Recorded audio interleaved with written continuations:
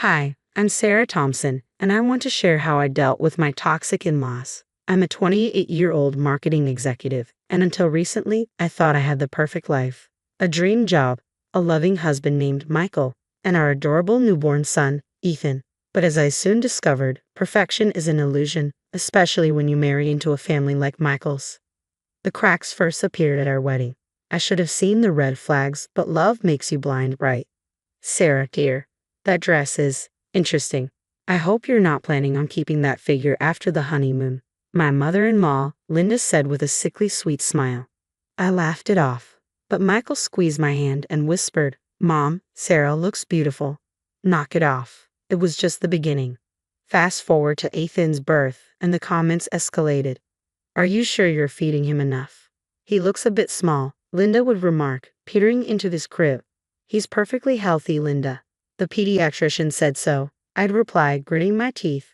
But it wasn't just her. Michael's sister Jessica was constantly around, offering her unsolicited advice. You know, Sarah, if you're struggling with motherhood, I'd be happy to take Ethan for a few days. I've always wanted a baby. I held Ethan a little tighter and forced a smile. Thanks, Jess, but we're doing just fine.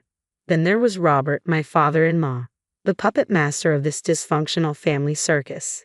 He loved to lecture about family legacy and the importance of presenting the united front. Thompson men are made of stern stuff, he'd bellow. That boy needs discipline from day one. Every time Robert spoke, I saw Michael tense up. There was history there, but Michael would brush it off whenever I asked. Things finally came to a head when Robert announced he was organizing a grand family photo shoot to celebrate Ethan's birth. We need to show the world what a strong, successful family we are, he declared one night over dinner. I could feel the tension in the room. Linda fiddled with her pearls, Jessica smirked, and Michael looked like he wanted to disappear. Do we really need to do this, Dad?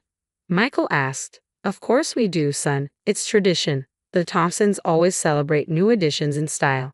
As we left that night, I couldn't shake the feeling that something was off. Michael, is everything okay with your dad?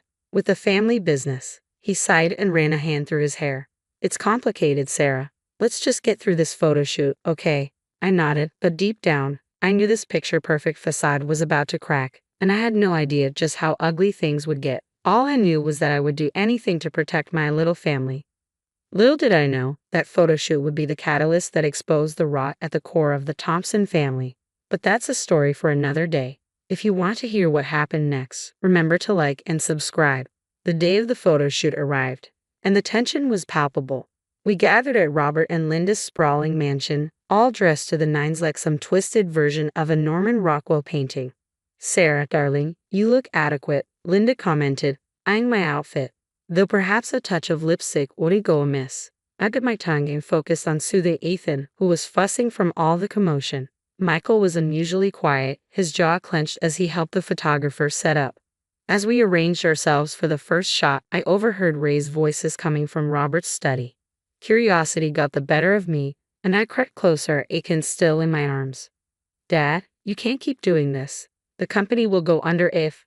Don't tell me how to run my business, boy, Robert's voice thundered. I built this empire from nothing, and I won't have you or anyone else tear it down. But the auditors? To hell with the auditors, Robert snapped. This is family, Michael. We protect our own. I hacked away, my mind racing. What was going on with the family business? Before I could process it, Jessica appeared out of nowhere, her eyes gleaming. Eavesdropping, Sarah? How unbecoming. I was just looking for the bathroom, I lied smoothly. She smirked. Of course you were. Come on, they're waiting for us. The photo shoot was a nightmare. Ethan wouldn't stop crying, Linda kept making snide comments about my parenting, and Michael looked like he wished he could vanish. During a break, I took Ethan to a quiet room to feed him. As I was burping him, Robert entered with a bottle of water in hand. Here, let me help, he said, reaching for Ethan's bottle on the nightstand. Something about his tone made me uneasy. I watched in horror as he quickly unscrewed the cap and sprinkled white powder into it. What are you doing? I demanded, clutching Ethan protectively. Robert's face was calm, too calm. Just a little something to keep him quiet for the photos. It's harmless, I assure you. Are you insane? I shouted, my voice carrying into the hallway. You're trying to drug my baby. Michael burst into the room, followed by Linda and Jessica. What's going on? Michael asked, his voice tight with concern. Your father just tried to drug Ethan. I was shaking with rage. Dad, is this true? Michael's face had gone pale. Robert scoffed. Don't be dramatic, Sarah. It's just a mild sedative. We need these pictures to be perfect. Perfect. You're willing to drug an infant for a photo. I couldn't believe what I was hearing.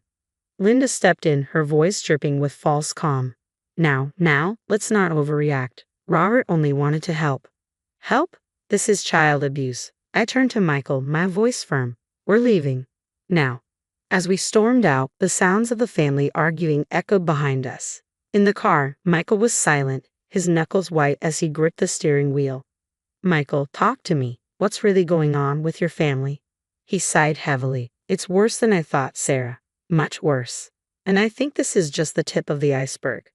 I glanced at Ethan, sleeping peacefully in his car seat, unaware of the storm brewing around him. One thing was clear. I had to protect my family, and to do that, I needed to uncover the truth about the Thompsons, no matter how ugly it was. After the photoshoot fiasco, Michael and I decided to distance ourselves from his family, but I couldn't shake the feeling that something deeper was going on. Michael, we need to talk about your dad's company, I said one night after putting Ethan to bed. He rubbed his temples, looking exhausted. I know, Sarah. It's bad. Dad's been cooking the books for years. What? How bad? Millions, maybe tens of millions. I've been trying to fix it, but he won't listen. My stomach dropped. We need to do something. What if this affects us? What about Ethan's future? Michael looked torn. They're still my family. Family doesn't drug babies or commit fraud, Michael.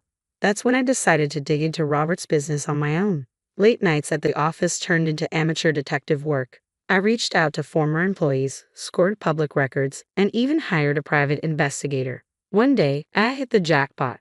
Michael, look at this, I said, showing him the documents. Your dad's former business partner, Jack Reeves, he lost everything when your dad pushed him out.